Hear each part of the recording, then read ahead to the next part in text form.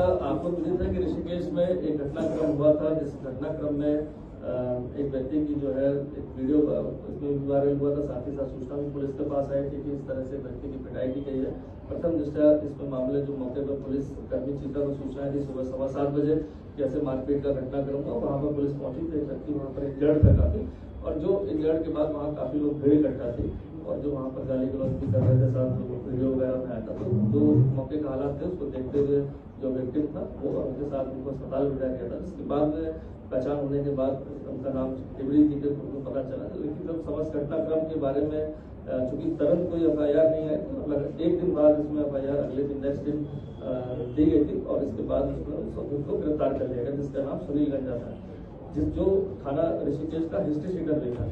लेकिन जब पूरी हिस्ट्री शीट और चेक किया गया तो पता चला कि 2012 के बाद से, मतलब विगत 12 साल से पहले इसमें थाना स्तर पर कोई मुकदमा पंजीकृत नहीं, ना कोई अपराध की शिकायत आई है।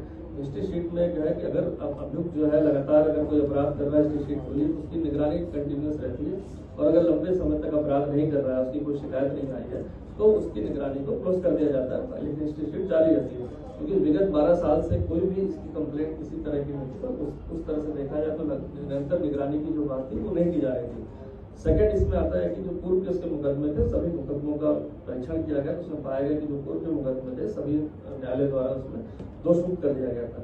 ये जो पूरा घटनाक्रम पाया गया जिसमें जिस तरह से जानलेवा हमला करके मार पिटाई की गई थी और जिसमें अभियुक्त को गिरफ्तार करके जेल भेजा जा चुका है। इसके बाद इस घटनाक्रम से आक्रोशित होकर कुछ लोगों द्वारा जो है अभियुक्त के घर पर वहाँ पर इकट्ठा होकर पथराव किया गया था। साथ ही साथ उस पथराव में जब पुलिसकर्मी वहाँ पहुंचे थे तो उनसे भी जो है धक्का मुक्की की गई थी। तो इसमें 2 केस एक पुलिस के द्वारा इसमें दर्ज किया गया और एक जिसके घर पर पथराव किया गया उनके परिजनों द्वारा इसमें तहरीर दी गई थी। साथ ही साथ एक तहरीर अभियुक्त की पत्नी द्वारा दी गई थी कि प्रातः 6 से 6:30 के बीच में उनके घर में कुछ लोग घुस गए थे, जो बेडरूम के अंदर घुस के वीडियोग्राफी करने लगे और इस कारण वहाँ पर मारपीट हुई। उनके द्वारा जो है उनकी लज्जा भंग करने का प्रयास किया गया। तो इस आधार पर जो 4 मुकदमे दर्ज हुए थे, 3 इन्वेस्टिगेशन में चल रहा है। एक में जो है साक्ष्यों के आधार पर जो मेडिकल इंजरीज के साथ थे उसमें अभियुक्त को गिरफ्तार करके जेल भेज दिया गया।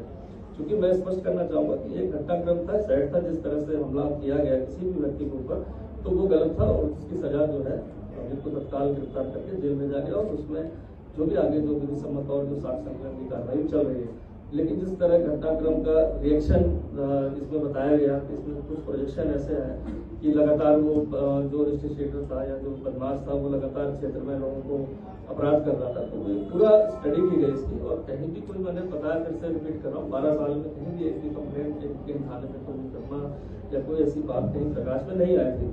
लेकिन चूंकि ये मारपीट हुई, एक जगह अपराध किया तो उसकी सजा उसको मिली। साथ ही साथ इसमें कहीं ना कहीं मैंने देखा कि इसमें हमारी टीम जो सोशल मीडिया मॉनिटरिंग करती है, द्वारा बताया गया कि इस घटनाक्रम को किसी अन्य तरह से प्रोजेक्ट करने की बात है। क्योंकि एक दुखद घटनाक्रम है, उसमें पुलिस का रोल है कि जो भी सूचना है उस पर तत्काल कार्रवाई करे, जो अभियुक्त उसको गिरफ्तार करे।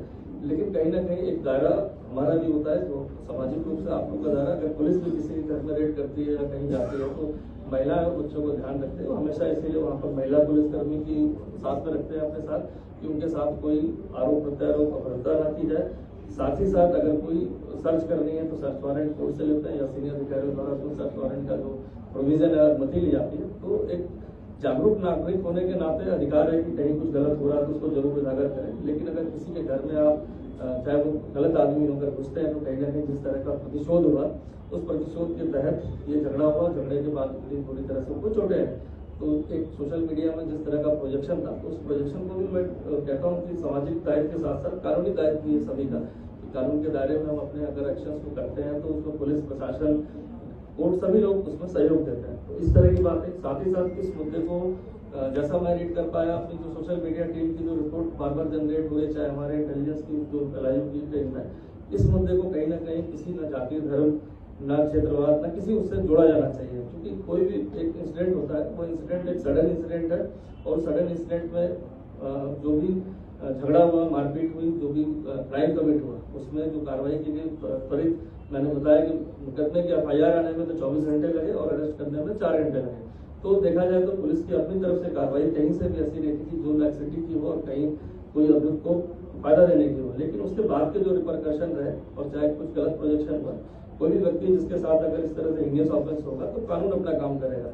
लेकिन अगर उसमें कोई प्रोजेक्शन, उसको कई, मैं बार बार इसलिए रिपीट करता हूँ कि ये कोई भी जो अपराधी है उसके ना कोई जाति धर्म ना कोई क्षेत्र होता है, अपराधी अपराधी होता है। तो अगर कोई अपराध कर रहा है तो उसकी अगर सूचना समय से मिल जाए, समय से अगर उसमें पुलिस टीम के साथ सहयोग चाहिए वो सहयोग करे तो वो ज्यादा अच्छी कार्रवाई होती है। बशर्ते अगर हम किसी के घर में अगर इस तरह से राधिकृत रूप से घुसते हैं तो कहीं ना कहीं वाद विवाद की स्थिति बनती है, और जो मुझे लगता है कि बहुत बड़ा कारण था कि इतनी बड़ी घटना जो वहां पर कारित हुई। चूंकि जब कोई घटनाक्रम होता है तो पहले तो थाने स्तर से परीक्षण होता है, तो मेरे स्तर तक आती बात।